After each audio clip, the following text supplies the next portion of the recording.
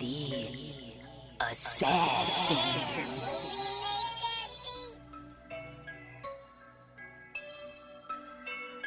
You know I break necks, call me Jack Tate. I have no regrets while your life is fading.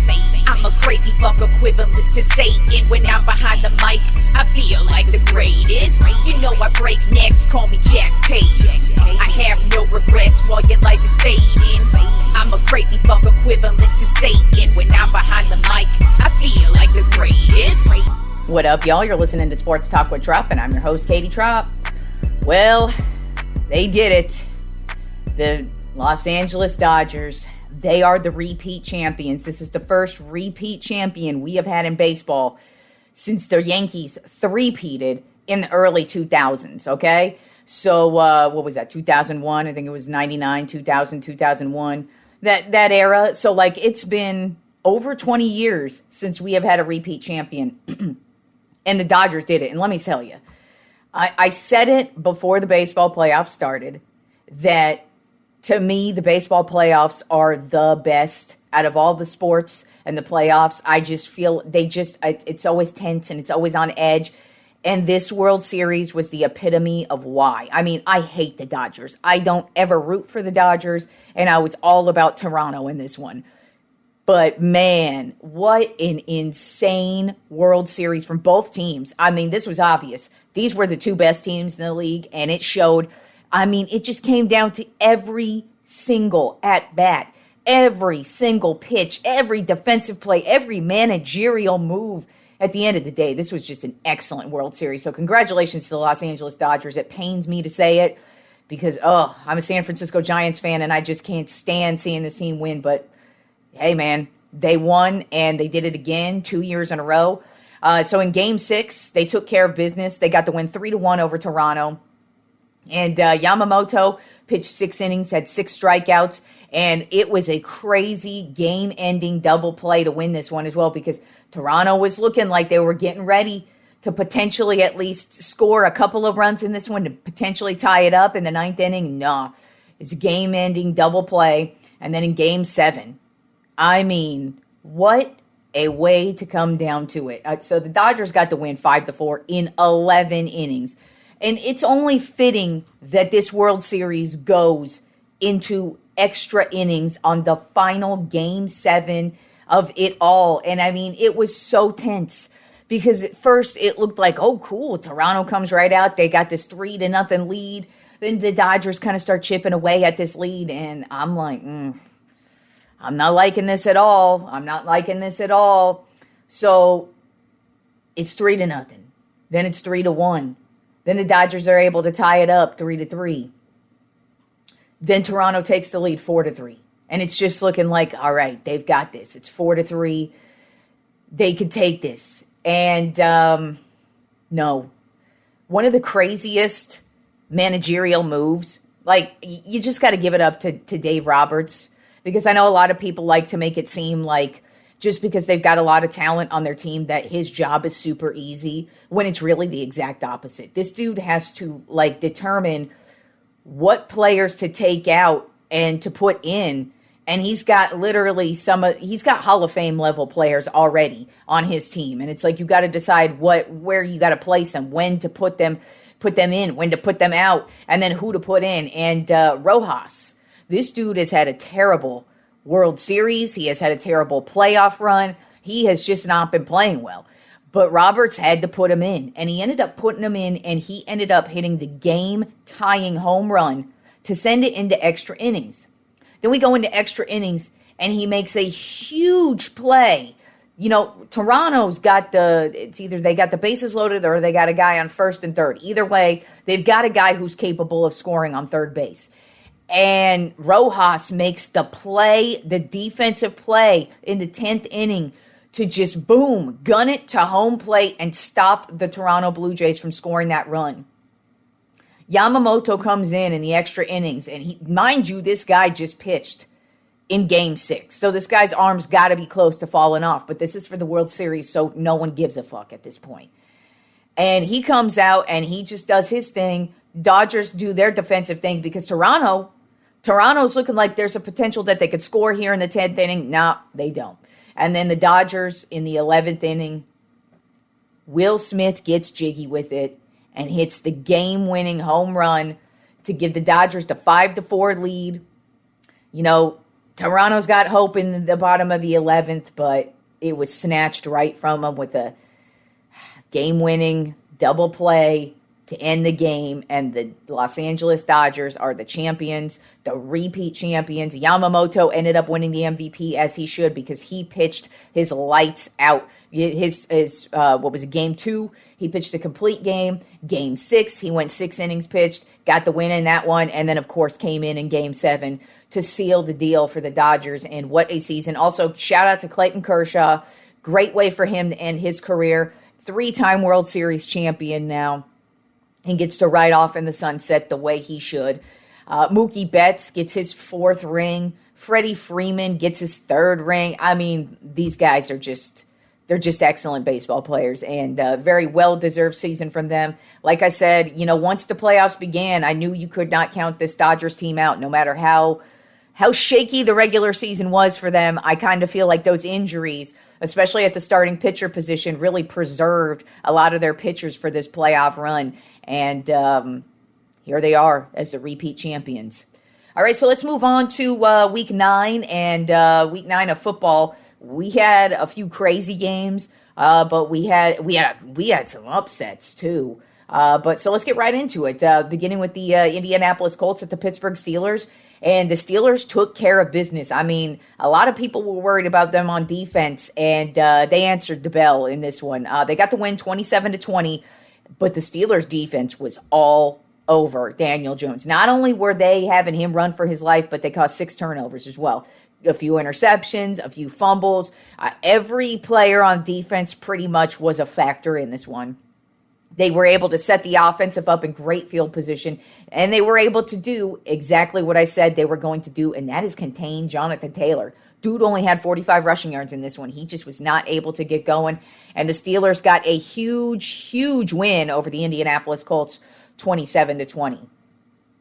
Probably the craziest game of the day was between the Chicago Bears at the Cincinnati Bengals. I mean, back and forth from the jump. The Bengals come right out, get the kick return for a touchdown, go up 7-0, and then it's just legitimately back and forth the whole way, back and forth. It actually looks at one point like the Bears got this. They are all about it, and Joe motherfucking Flacco, this dude just does not give up. And he takes this team, he takes them all the way down the field, sets them up a good field position, but then he throws a terrible interception. But the defense, the Cincinnati Bengals defense, actually does take care of business. They get the ball back, and then they come out and they take the freaking lead. And they only have about, I think, 18 seconds left, and the Bengals have the lead.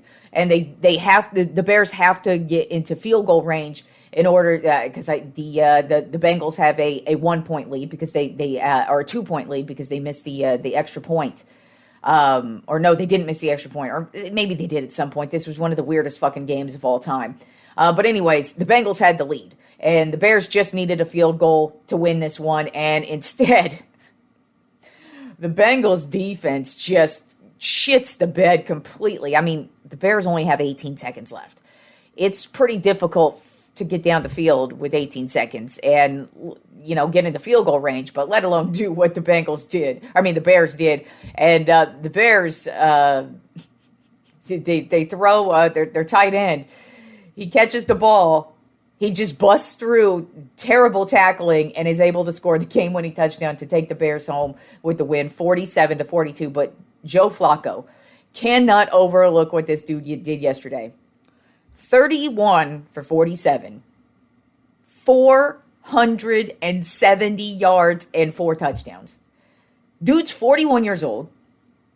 Just got traded to this team, 3-4 games ago? I mean, he just joined this team. And he's balling like that. Now, unfortunately, it was on the losing end. But what a turnaround for this team on the offensive side of the ball. Just to get Joe Flacco to throw 470 yards. It definitely helps to have T. Higgins and Jamar Chase making the big plays like they did. But just a huge game from Flacco. Higgins also had a huge game, 121 yards and 2 touchdowns. But it was all about the Bears, man. They had some crazy trick plays. And, even though as back and forth as this game was, it was a very, very weird game. It had some insane, that's why I confused on that extra point, because I think at some point they did miss an extra point. Regardless, it was a crazy game, and the Bears walked away with that win. Then we had the Minnesota Vikings at the Detroit Lions. The Vikings came out swinging in this one, and they got the win 27-24. J.J. McCarthy, he had 2 touchdowns through the air, 1 touchdown rushing on the ground. This was his first game back from injury, and it was a very, very solid performance from him. Also defensively, they really took care of business. The Vikings did. They made some really big plays on the defensive side of the ball to set their offense up in good field position for some scoring plays. But they were able to get some takeaways. They were able to just really keep Jared Goff from really taking over this game, even though he had solid numbers, 25 for 37, 284 yards, 2 touchdowns. Laporta had a solid game, 97 yards and a touchdown. It was just this Vikings offense was just able to keep ahead, and the defense was able to just take care of business. And, these are division battles. Division battles are always iffy, and the Vikings were able to get the better of the Lions in this one. Crazy game of the day just because of who lost. The Carolina Panthers at the Green Bay Packers. I told you, this Panthers team is going to be weird this year. They're going to be in every game. And so far, they've pretty much been in every game. And they were able to get a sneaky win against the Packers in this one, 16-13. It was not a pretty game at all for the Panthers, or really the Packers. The Panthers, they just were able to keep their head above water. Rico Dowdle had 130 yards on the ground and 2 touchdowns. So they keep riding Dowdle. And they get wins when they ride Dowdle. So I'm kind of sensing you just need to go to Rico Dowdle, and you're bound to get some wins for the Carolina Panthers. Jordan Love, solid game, 26 for 37, 273 yards, but also an interception, real bad interception too, that really basically cost the Packers in this one. But just a very, very weird game from the Packers. The Packers' 2 losses are to the Panthers and the Browns, 2 of the worst teams in the league.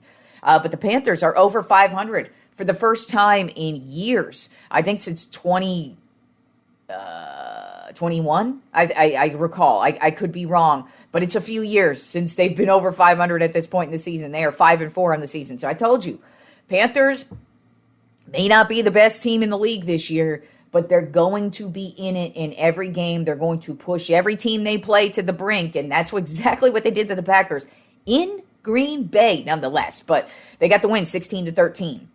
Then we had the Los Angeles Chargers at the Tennessee Titans. A lot more close of a matchup than expected, but the Chargers got the win 27-20. Justin Herbert, huge day, 19 for 29, 250 yards and 2 touchdowns. Also had 57 rushing yards and a touchdown. Now some unfortunate news. They lost their offensive lineman, Joe Alt. He already missed, I believe, 3 games earlier in the season, and he is officially done for the season. He re-injured that ankle yesterday, and now it was announced today he has to have surgery, and he will be out for the rest of the season. So that's probably going to have a huge effect on this Chargers team, but we'll see. I mean, this division of theirs is up for grabs between the Chargers, the Chiefs, and the Broncos. So that could be a huge blow, but at the same time, who knows at this point, because it kind of feels like this division is just really going to be rotating, but not good news at all for the Chargers, even though they got a big win yesterday over the Titans. Then we had the Atlanta Falcons at the New England Patriots. This actually ended up being a very, very good game. Came down to the extra point. Patriots got the win 24-23. The Falcons were able to almost tie this game up at the end. But the unfortunate thing is their kicker missed the extra point. As a matter of fact, this has been a huge theme for the Falcons season. I mean, it's kind of been a theme for them since last season, but we're just talking about this season right now, and it's been bad. They've missed extra points. They've missed big field goals. They've missed small field goals. They just are terrible when it comes to the special teams this year, and they could have taken the game into overtime yesterday, and unfortunately, they missed that extra point, and the Patriots are just able to hang on, but their defense really taking care of business. Drake May, another big game, 19 for 29, 259 yards and 2 touchdowns. And then on the opposite side of things for the Falcons, London, 118 yards and 3 touchdowns. So they're getting a lot of offensive production on the Falcons side of the ball here. It's just the kicking. They may want to just go for 2-point conversions at this point in time, because I don't think field goals are going to help the Atlanta Falcons at all this season. Then we had the San Francisco 49ers at the New York Giants. Niners got a big win, 34-24. Mac Jones, 19 for 24, 235 yards and 2 touchdowns. Christian McCaffrey, 106 yards and a touchdown on the ground, and through the air, 67 yards and a touchdown. Just another solid day from Christian McCaffrey, and nice day for Mac Jones as well, and another terrible loss from the New York Giants. Then we had the Denver Broncos at the Houston Texans. Another weird game from the Denver Broncos, but their defense just continues to keep them in it. They get the win 18-15. Unfortunately for the Texans, C.J. Stroud took a big hit, and he ended up leaving the game midway with a concussion. Who knows if he's going to be playing this week, just because, concussions are always just give or take. It just is day-by-day type of thing. But he missed the rest of the game, and I kind of feel like that had a huge effect on how the rest of this game was played. It was pretty much all field goals from the Texans, but the Broncos defense just kept them in it. And Bo Nix was able to put together some drives there in the fourth quarter. He went 18 for 37, 173 yards and 2 touchdowns, and a Broncos win 18-15. Then we had another weird-ass game that came down to a 2-point conversion. Jacksonville Jaguars at the Las Vegas Raiders. The Jaguars hung on to this one, got the win 30-29. But like I said, the Raiders were in it. They were able to get the big touchdown, and they could either go for the extra point, tie it up, or go for the 2-point conversion, win. They decided to go for the win. Can't say I blame them, just because the Raiders season is not, it's obvious. I mean, they're 2-6, so it's not like they're a Super Bowl bound team. So why not try and go for the win in this one? And they failed, but hey, man, they got Brock Bowers back at tight end. Huge game from him, 127 yards and 3 touchdowns. Geno Smith, dude is always give or take. This game, it was take, man. He took it all. 29 for 39, 284 yards and 4 touchdowns. I mean, he just, it's either he has a terrible game where it's 4 interceptions, or he has a great game where it's 4 touchdowns. But regardless of how his game went, it was all for naught, because the Jaguars ended up hanging on to this one. Also, record field goal in this one by the Jaguars kicker. Oh my God, I'm drawing a blank. I think it's Little. I think his last name is Little. Jesus Christ, I cannot remember. I should have written it down, because we all thought it would have been my dude Aubrey with the Cowboys, who would have ended up with the record. But no, it was homeboy on the Jaguars, 68-yard field goal. That is the record now for the longest field goal in the history of the league. So 68 yards. You're up next, Aubrey. Let's see if you can hit maybe 70 yards. But regardless, Jaguars got the win in this one. Then we had the New Orleans Saints at the Los Angeles Rams. This one is exactly as expected. The Rams slaughtered the Saints 34-10. Matthew Stafford went 24 for 32 with 281 yards and 4 touchdowns. Kyron Williams on the ground had 114 yards and a touchdown, and Puka Nacua had 95 yards and a touchdown. And basically everybody on this Rams offense had a touchdown. So Rams just keep on cruising, got the big win over the Saints. Then we had the Kansas City Chiefs at the Buffalo Bills, and the Buffalo Bills came to play in this one.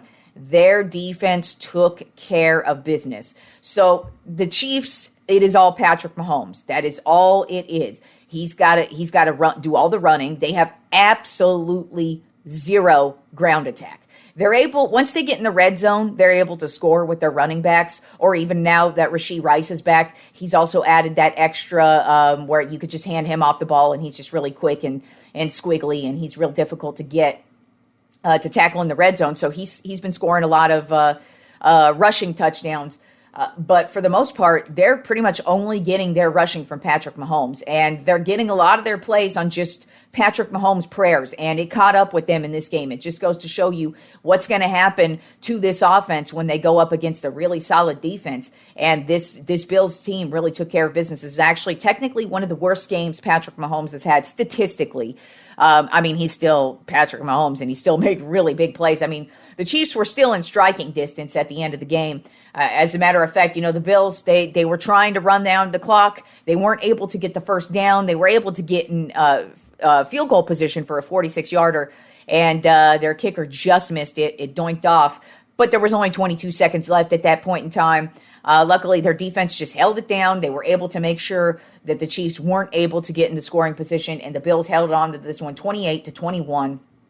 Josh Allen had a great game, 23 for 26. So practically a perfect game for him, 273 yards and a touchdown. James Cook continues his excellent season as well. He had 114 yards on the ground, and Dalton Kincaid had 101 yards and a touchdown through the air. And just an overall excellent performance from the Bills. But this is regular season Bills. We all know it doesn't really matter until we see what happens in the postseason, because if they face off in the postseason, chances are it's going to be 28-21 Chiefs. But we'll see. Then Sunday Night Football matchup was terrible. We had the Seattle Seahawks at the Washington Commanders, and the Seahawks just obliterated the Commanders. It wasn't even close. As a matter of fact, it was done at halftime. Sam Darnold pitched a perfect game in this one. As a matter of fact, at halftime, I believe he was 17 for 17. That's how amazing of a game Sam Darnold had. Ended up going 21 for 24, 330 yards and 4 touchdowns, and a 38-14 win over the Commanders. Some bad news for Washington, though. Jaden Daniels, it just kind of feels like every week he comes back from injury, he gets re-injured. Well, this week, it was the worst of all injuries. He dislocated his elbow, and you knew right off the bat, because it was one of those where his elbow, you just saw it. You just saw it on the ground, and you're like, oh, shit. So he's going to be out, definitely for the time being. Could potentially be season ending. You just never know. It's always, you got to take a look at the MRI, but even so, it just is one of those seasons for Daniels, where it's like he just keeps on getting injured. It's just not Washington's year. You could just tell. We're at the midway point of the season, and from what we're seeing on the field with them, it's just injury after injury, because also they lost their cornerback, Lattimore, to an ACL injury, so he's out for the rest of the season. This defense really has underperformed this year. As far as Dan Quinn defenses go, this is just not what a Dan Quinn defense normally looks like. And I think a lot of it is because their offense just has not been able to put it together because of all the Daniels injuries that he's just been in and out of the lineup. And now they got to rely on Marcus Mariota the rest of the way. So good luck, Washington. I think it's just not your year, and it's definitely not Jaden Daniels' year, unfortunately. It's just one of those terrible seasons where it's just injury after injury after injury for him. So that's just where they're at. So moving on to Monday Night Football. We have the Arizona Cardinals at my Dallas Cowboys. Right now, the Cowboys are a 3.5-point favorite. Still don't know who's going to be the quarterback. It's looking more like it's going to be Jacoby Brissett. Kyler Murray has a chance of playing, I guess, but I don't really think it matters. This Arizona offense is just awful. They've had a ton of injuries, even outside of Kyler Murray's injuries. They're on like their 12th running back at this point. They can't really get anything going. They're just they're not a good team at all. They have some things you could point out on the defensive side of the ball that are okay, but I actually just kind of feel like this is going to be a Dallas-dominated game, where I just kind of feel like offensively they're going to put it together and just keep on scoring. And while their defense is terrible, I think the defense is going to be able to do enough to actually get the win in this one. I don't think they're going to blow anybody out of the water. I really wouldn't be shocked if the Cardinals are able to score some points for sure. But, just with all the injuries that the Cardinals have had this year, and just the Cowboys are coming off of a loss last week, and I just kind of feel like the offense is really going to put it together this week. I feel like they're just going to go off, and I've got the Cowboys winning 41-20. Moving on to basketball, because now that we've got a couple of weeks under our belts with basketball, we can now do the NBA power rankings, in my opinion, because they're all lined up. I kind of feel like a few of these teams probably not going to be hanging for a while, but there is one team that I am not shocked, and they are my number one team. So let's get started with the top 10 NBA power rankings for this week, beginning with number 1. The defending champion Oklahoma City Thunder have started the season 7-0. SGA, the defending MVP of last year, averaging 33 points per game. So he's picked up right where he's left off. The Oklahoma City Thunder's picked up right where they left off. They do have some injuries. Chet Holmgren, unfortunately, is on the IR right now. Jalen Williams is unfortunately on the IR right now. So that means they're going to get better once they get those two back. But they just look great. There's nothing bad you could say about this team. They look like the defending champs, and they're playing like the defending champs, so they got to be placed at number 1 like the defending champs do. Then at number 2 on my Top 10 NBA power rankings, I have my Los Angeles Lakers. They are 5-2 on this season. Luka, of course, having a fantastic year. Just averaging 40 points per game, just balling uncontrollably. Unfortunately, he did miss a few games due to injury, but that's just going to happen. But he's balling uncontrollably. Austin Reeves is balling uncontrollably. LaRavia, where the fuck did this dude come from? He's having a fantastic start. Marcus Smart doing exactly what I thought Marcus Smart was going to do, come in and be scrappy on the defensive side of the ball. And hell, even DeAndre Ayton, he's looking pretty solid right now. I mean, he's not Shaq, of course, but hey, he's adding some help in the paint, which is exactly what we needed. And we don't even have LeBron playing, y'all. This team is looking really damn good. And I had to put them at number 2 because they actually look like what I expect. As a matter of fact, they look better than expected because I expected them to kind of have to, kind of gel a little bit better. And actually, they look pretty damn good right now. Then at number 3 on my Top 10 NBA power rankings are the San Antonio Spurs. Overall record of 5-1, just suffered their first loss of the season yesterday. But I mean, Victor Wembanyama is on a motherfucking tear this year. This is Wemby's year. I kind of feel like it. Just buckle up, y'all. He's going to be all we talk about all season long. Right now, he's averaging 27 points per game. 14 rebounds per game, 3 assists per game, 5 blocks per game. He's averaging 2 steals per game. He's in on every single motherfucking stat right now. He's in on every motherfucking game right now. I felt like the Spurs were going to have to ease into the season. Wemby was like, nah, bitch, we're starting out the season hot, and we're going to be competing with your Los Angeles Lakers and the Oklahoma City Thunder all season long. And like I said, buckle up for the season of Wemby. Don't be shocked if he ends up winning the MVP. Don't be shocked if the San Antonio Spurs are dominating this year. They've got a ways for me to believe in them as a championship level team, but De'Aaron Fox, he hasn't even played yet. So just wait for the Spurs team. They are looking real good right now, and they're probably going to get even better as the season wears on. Then at number 4 on my Top 10 NBA power rankings are the Milwaukee Bucks. Overall record of 4-2. And buckle up for a season of Giannis as well. Giannis is come right out the gate, averaging 34 points per game, 13 rebounds per game, and 7 assists per game. So he is averaging a double-double per game, near a triple-double per game. He is just having a fantastic year and just balling. It feels like every single game he is just putting up monster numbers. And then he's also, they picked up Miles Turner this offseason, who was with the Indiana Pacers last year, and he was so scrappy for the Pacers, such a huge part of why they were in the championship last year. And now he's really stepping in with the Bucks and really taking over that same exact role and really adding in for what I feel is kind of surprising right now for Milwaukee, because I didn't expect much from them, but Giannis is out of his mind right now. Then at number 5 on my Top 10 NBA power rankings are the Philadelphia 76ers. Overall record of 5-1. And Tyrese Maxey, talk about somebody who's come right out the gate. He's averaging 34 points per game and just really dominating every game. But also their rookie VJ Edgecombe. He's having a phenomenal year as well. He and Maxey are just boom, boom, right down the court. Just looking real in sync with each other. And then you got Embiid, who's just slowly coming back from that knee injury. I kind of feel like he might be better served coming off of the bench and playing limited minutes. Just because of the injuries he suffered over the years, I kind of feel like you may want to save the wear and tear for the end of the year and just kind of ease him into the beginning of the season and just kind of give him this bench role. I mean, he may not want to do that, but it's kind of been working for the 76ers so far. Then at number 6 on my Top 10 NBA power rankings are the Denver Nuggets. Overall record of 3-2. Nikola Jokic doing what he do. Averaging a triple-double this season already.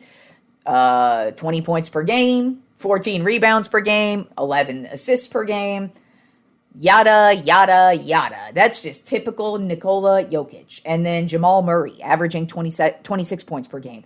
This actually just goes to show you, last year, the Denver Nuggets issues were the injuries. A healthy Jamal Murray it really elevates this team to a whole other level. He was in and out of the lineup all last year. Gordon was in and out of the lineup last year. Brown was in and out of the lineup last year. It was just injury central last year, and it was just all Jokic, all games.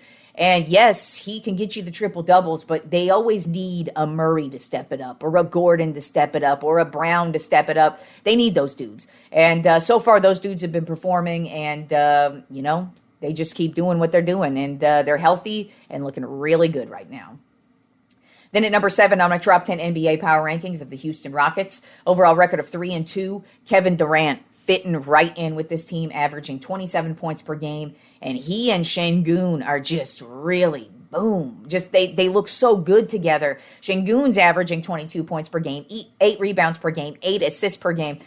This team, they still dominate in the paint like they were last year, and they just look really good. And I feel like they've got still some more room to grow, of course. But KD, like I told you, he was the missing link to this team so far, proving me right on that one. Then at number 8 on my top 10 NBA power rankings of the Detroit Pistons, overall record of 4-2. Cade Cunningham picking up right where he left off last year, averaging 22 points per game. And Jaren Durant, he's another guy who's just dominating the paint, absolutely. As a matter of fact, the Pistons are doing exactly what they did last year.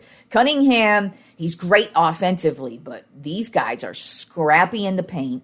They're great at getting rebounds, offensive rebounds, defensive rebounds. It's just the Detroit Pistons play dirty, ugly basketball, and I like it. And when I mean ugly basketball, I'm not like sloppy or anything. I mean like they're going to fuck you up in the paint kind of basketball. That's what I'm talking about. They can score the points with Cunningham, but Durant in the middle there is going to fuck you up. That's basically what's been going on with the Pistons. Then at number 9 on my top 10 NBA power rankings, I have the Chicago Bulls. Overall record of 5-1. They just suffered their first loss of the season yesterday, I believe. It was either yesterday or the day before. It was over the weekend at some point.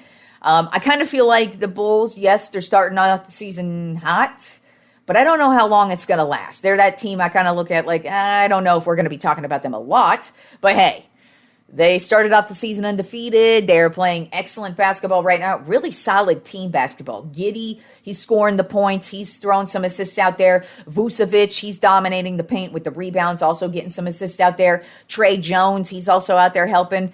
They're just playing excellent team basketball. I don't know how long it's going to last, but we got to talk about them because they're 5-1 on the season. And then rounding out the top 10 NBA power rankings this week, at the Cleveland Cavaliers, overall record of 4-3. Donovan Mitchell is averaging 30 points per game right now. Lonzo Ball, shockingly, he hasn't got injured yet. He's hasn't played in 2-3 years because of the knees injuries that he suffered over the years.